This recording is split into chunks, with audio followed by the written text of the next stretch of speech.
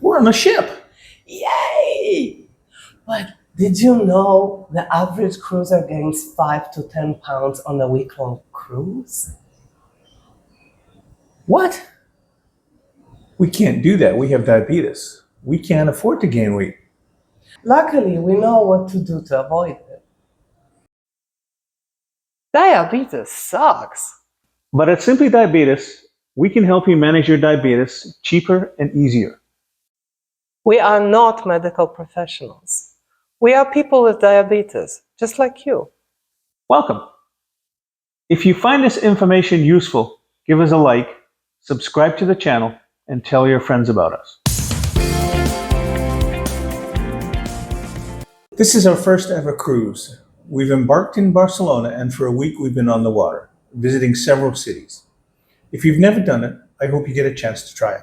We were frugal, but this time we're splurging because it's our 25th wedding anniversary. As it turns out, cruising is actually a frugal way to travel because a night at the hotel plus food and drinks on land would easily be twice as expensive as a night on a ship. And many restaurants on a ship are included.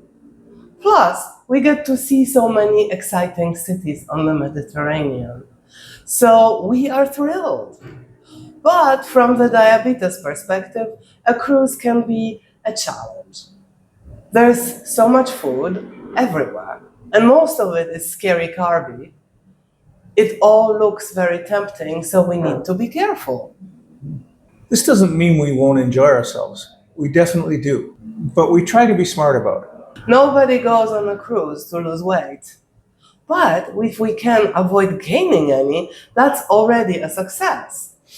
Some people gain a pound a day or even more. That's nuts.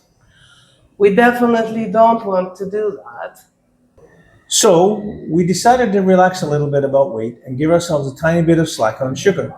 Not to abandon all reason for a week. Nothing crazy, but if I get a spike after a meal, I can get it down quickly. We'll tell you how later in this video. One of the first things people think about when eating on a cruise is a buffet. There are two on this ship, offering breakfast, lunch, and dinner. Breakfast is easy. We load up on eggs, bacon, or sausage, grilled tomatoes and veggies, and leafy greens, all diabetes friendly. Cauliflower, broccoli, or leafy greens might not be very traditional for breakfast, but so what? If we fill up with veggies, there's less temptation to eat other stuff. Plus, veggies are great for us and done well can be very delicious. And there's a ton of other choices. Sandwiches, fruit, pancakes, and above all, pastries galore. Careful with these. Also, be careful with juices. These raise blood sugar like crazy. We often pick up something to share. This way, we are not feeling deprived, but don't ignore our sugar completely. One morning, we did choose pastry, and my sugar did spike. I walked up the stairs to our cabin. It helped a lot. That's my secret way of keeping my sugar in check. At lunch, we again tried the buffet. Because we had a hearty breakfast, we decided to go light. But if you take a little bit of this and a little bit of that, the plate gets full in a hurry. We went heavy on veggies. This way we filled up without getting our sugar too crazy. The next tip is hard for people, but immensely useful. If you decide to splurge on something carby, but taste it and it turns out not as good as expected, you don't have to eat it all. Eating everything on our plate has been drilled into most of us. We don't want to waste food, and I fully understand that. But for us, people with diabetes, polishing our plates clean is a terrible idea. If it's carby, it's a splurge. So hopefully the serving is small, so we're wasting only a little bit. And we protect our precious blood sugar. So go ahead and leave that underperforming morsel uneaten. It's okay. I picked up something that on the surface looked pretty harmless. Veggies deep fried in what I thought was a thin coat of dough. I needed a magnifying glass to help identify a tiny piece of carrot hiding in that dough. The dough wasn't anything special, so I decided not to eat it. It was hard. I don't normally leave food uneaten on my plate, but I did it. And the sky didn't fall, the ground didn't open to swallow you. In fact, nothing happened. Phew. Later, I did something similar with a dessert. It was a delicious looking double chocolate pastry. It consisted of a layer of cake, then a layer of dark chocolate mousse, and a layer of white chocolate mousse on top. The mousse was divine. The bottom layer was meh. So I ate the mousse and left the cake layer behind. It didn't make an immense difference, but it helped a little. And, as we know, every little bit helps. That uneaten layer easily had a few grams of simple carbs, both from flour and from sugar. At the buffet, I saw something jaw dropping. A guy picked up a large plate and loaded it up with every single dessert the buffet had to offer. And not wimpy portions either. The plate was heaping with cakes, cookies, and donuts. At my worst pig out, I couldn't imagine eating a third of it. And there he was, shuffling it all up, cutting himself a slice of cake big enough to serve four easily. I can't even begin to imagine his blood sugar after eating all this. This guy will probably be one of those people that gain a pound a day, or even maybe more. But enough about buffets. There are other restaurants. The main dining room is great for dinners. Here they offer you a menu, but that doesn't mean you have to choose from it only. Many dishes offer small amounts of veggies. But if you want to doctor a dish a bit, or pick veggies from one dish and add meat from the other, they will accommodate that. I once ordered a cheese omelette that comes with half a tiny grilled tomato. That's not even one veggie serving. So I asked that they add veggies from an udon dish but hold the noodles. They had to get an approval because it was an unusual request. But in the end, they did it. We usually choose different things and then share. This way we get to taste more flavors while not gorging ourselves. In between meals, we can get hungry.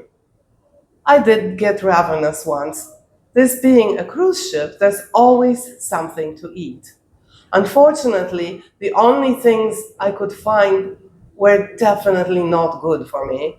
I passed on a greasy pizza with sparse toppings and looked around. There were cookies. I picked one and tasted it. It wasn't worth the carbs, so I tossed it. But by now, I was so starved that I could eat an entire horse. The next thing I saw was fries. I grabbed them. I'm ashamed to say I ate the entire little tray all by myself. That was stupid, and I promised myself to never do it again.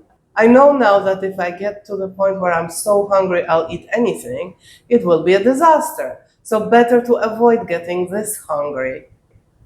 I grabbed an apple from a buffet. Cruise buffets are fine with taking the food out, so I didn't feel naughty for doing that.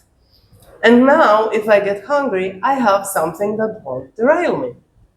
Ken takes a different approach. I do intermittent fasting.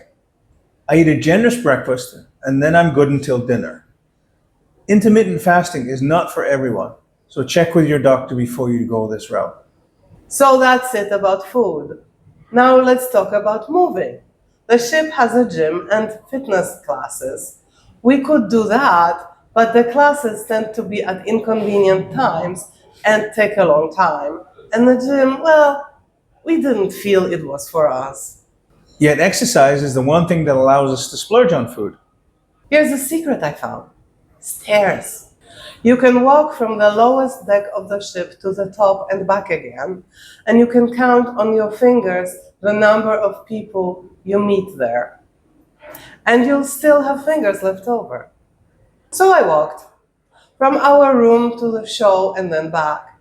Our cabin was on deck 16 and the showroom was deck 6. How many levels did I walk?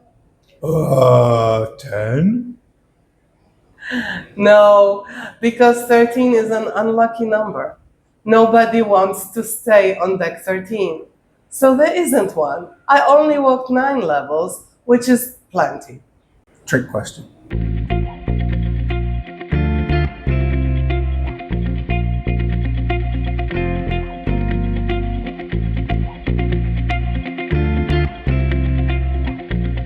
Another easy activity to add is dancing.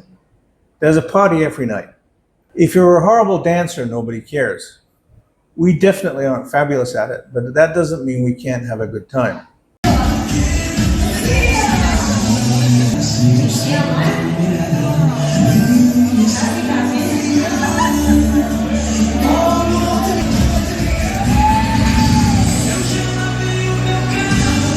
And then there is alcohol. It flows freely. If, like us, you bought a drink package, you can have pretty much any drink under the sun. Alcohol in moderation is fine for diabetes. Just don't go crazy. What's not fine is sugar. So when we drink, we choose drinks that are not sweet. Dry wine is good, and so are unsweetened drinks such as cognac, scotch, rum, or tequila, or vodka. What's not fine is all those popular drinks like mojito or Cosmo or margarita or other sweet stuff, unless you ask them to cut the sugar in half. A mojito like this is not the same, but still quite good. My favorite drink is usually rum and Diet Coke. That's a good one because it doesn't raise blood sugar. I like cognac and scotch, also good for diabetes. A Bloody Mary is both an alcoholic drink and a veggie serving. Mm-hmm. Yes, Many people like beer. but beer has a lot of carbs, so it's not ideal for us. If that's your drink of choice, you would have to cut down on carbs somewhere else. So these are our secrets to cruising wisely with diabetes. If you found them helpful, give us a like. Subscribe to our Simply Diabetes channel, and don't forget to tell your friends. See you next week.